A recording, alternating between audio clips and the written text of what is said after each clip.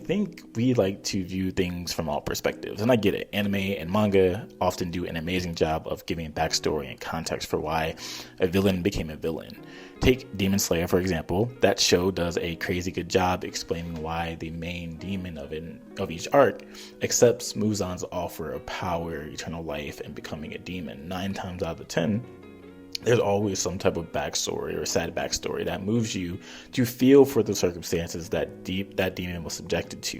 Jujutsu Kaisen gave us a whole season diving into Gojo and Geito's early years, and by the end, Geito turns evil because he believes that the world should only be filled with sorcerers and non-sorcerers deserve to die. This only fails after Gojo and Geito fail a mission and Gojo gets stronger and no longer needs his help and he becomes suppressed. And Attack on Titan, don't even get me started on Attack on Titan. Eren had his family killed by Marley and decided to destroy 80% of the world as a response, even though he probably could have prevented all of it. But we find justification for his actions because of Eren's pain and his desire to protect his friends.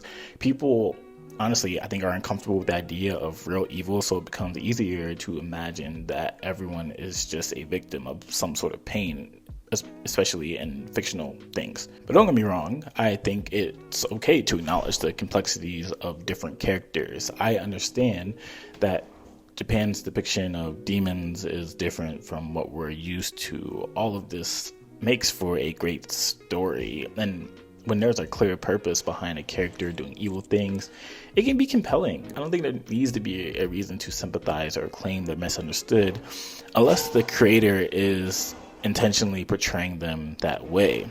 I also understand that a lot of people who tend to view evil or villains a certain way have a lot of sympathy for them because they themselves in real life have been made a villain by someone, the church, Christians, whatever. And most of the time I hear it from people who were hurt by these people, who were called demonic or evil for how they dressed or what they wore, or what they listened to, the anime that they watched, the video games they played.